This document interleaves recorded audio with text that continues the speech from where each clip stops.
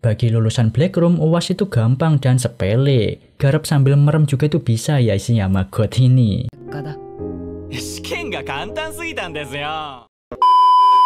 Yo, halo semuanya, selamat datang dan ya, kita udah mulai masuk ke art baru, yaitu art ujian voting kelas. Ini akan jadi salah satu art yang cukup menegangkan sih, karena di ujian khusus kali ini mengharuskan satu murid di dalam kelasnya itu untuk di drop out. Wih, ngerinya. So, kalau gitu langsung aja lah ya, kita masuk ke pembahasan dari episode ke-6-nya. Let's go!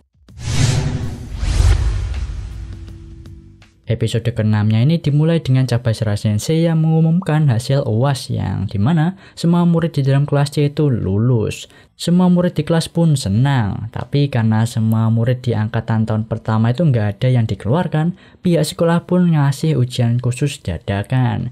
Yaitu nama ujian khususnya kali ini tuh adalah ujian voting kelas. Peraturannya sih simple, setiap murid itu punya jatah untuk ngevote teman sekelasnya sebanyak 3 suara pujian dan 3 suara kritikan. Dan juga ada 1 jatah vote suara untuk murid kelas lain ya.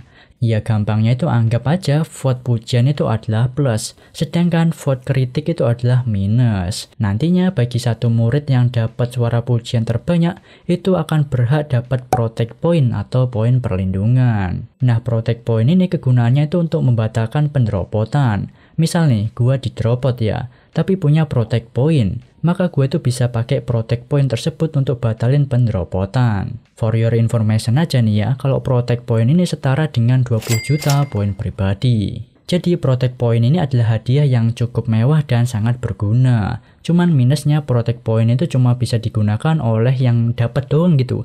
Jadi protect point itu nggak bisa ditransfer ke murid yang lain. Dan di ujian voting kelas ini bagi murid yang terbawah alias murid yang paling banyak dapat suara kritik itu akan dikeluarkan alias di drop out.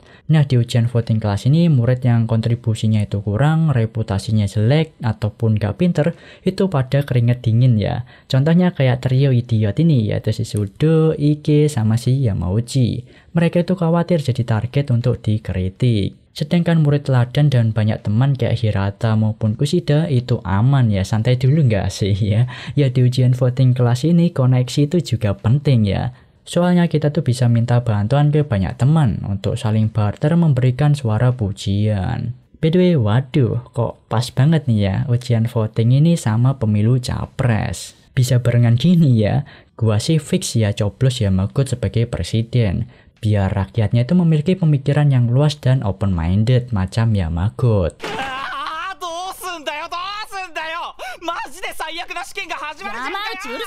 Ya ujian khusus kali ini tuh benar-benar membuat keretakan di setiap kelasnya ya, memikirkan tentang siapa yang akan diberikan suara pujian ataupun kritikan. Karena Ainokoji di sini udah punya circle yaitu grup Ainokoji ya. Di sini mereka berlima itu memutuskan buat saling ngasih suara pujian untuk melindungi satu sama lainnya. Lalu berikutnya itu ada Ryuan yang sedang membaca buku di perpustakaan.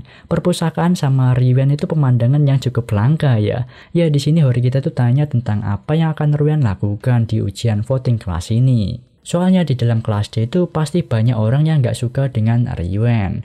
Soalnya Ryuan tuh pas memimpin itu diktator kan ya, keras ngandelin kekerasan tuh. Tapi di sini Ryuan nampak masih tenang dan santai. Ryuan menilai kalau Horikita lah yang sedang kesusahan. Soalnya Horikita tuh kelihatan nggak bisa memilih murid untuk dibuang di dalam kelasnya. Walaupun Horikita ini terlihat dingin ya, tapi dia tuh masih punya hati nurani, atau lebih tepatnya terlihat sifat naif di dalam diri Horikita. Yang nggak bisa buat keputusan untuk mendropot satu murid tuh. Lalu Ainokoji menyuruh Horikita untuk setidaknya berbicara dengan kakaknya sebelum lulus. Tapi Horikita tuh merasa kalau kakaknya itu nggak tertarik dengan dirinya. Satu-satunya orang yang dapat menarik perhatian Manabu itu adalah Ainokoji. Dan itu adalah fakta ya kalau si Manabu itu tertarik dengan Ainokoji yang menyembunyikan kemampuannya. Berikutnya ada Ainokoji dan Kei yang lagi ngekolan tuh ya. Ya murid berpengaruh kayak si Kei ini mah gampang untuk mencari suara pujian di antara teman sekelasnya. Ayano tuh minta ke Kei untuk mengawasi teman-teman sekelasnya yang sedang bikin grup untuk memberikan suara kritikan dan menargetkan satu murid. Soalnya di kondisi kayak gini bakalan main circle nggak sih ya untuk melindungi diri sendiri gitu. Membuat circle lalu menargetkan satu murid di dalam kelas itu memungkinkan untuk terjadi. Besoknya ada Ichinose yang pagi-pagi dia itu sengaja nungguin Ayano buat berangkat bareng ke sekolah tuh.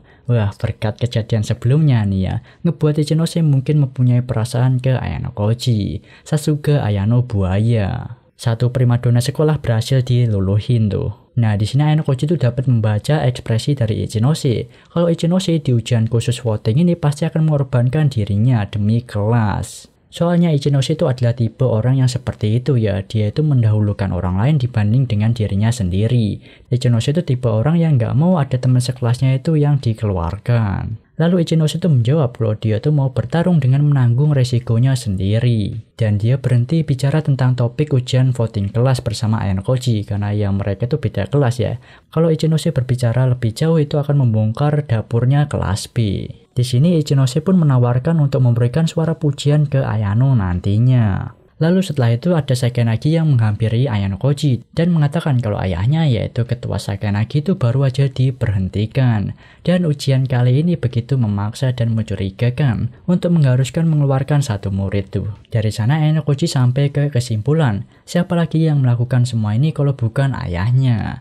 Ayahnya telah bergerak dan tujuan ujian kali ini adalah kemungkinan untuk mengeluarkan dirinya. Ya, di episode sebelumnya kan Sakayanagi itu mengajak Ayano Koji untuk bertanding. Tapi karena kondisinya seperti ini, dia itu ingin menunda pertandingan mereka. Sakayanagi itu berkata kalau dia itu mau fokus mengurus masalah internal di dalam kelas A dengan mengeluarkan Katsuragi. Ya, seperti yang kita ketahui kalau kelas A itu punya dua pemimpin dan dua kubu saat ini, yaitu kubu Sakayanagi dan kubunya Katsuragi. Sakayanagi itu mau mengeluarkan Katsuragi untuk mengambil alih kelas A sepenuhnya. Dan episode ke-6 ini diakhiri dengan Ichinose yang mau minjem poin ke ketua Nagumo. Tapi ketua Nagumo itu akan meminjaminya poin kalau Ichinose itu mau jadi pacarnya. Waduh. ご相談したプライベートポイントの件ですが。俺と付き合え、ほなみ。それが条件だ。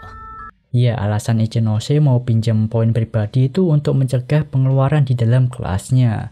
Karena untuk membatalkan dropout itu butuh 20 juta poin pribadi.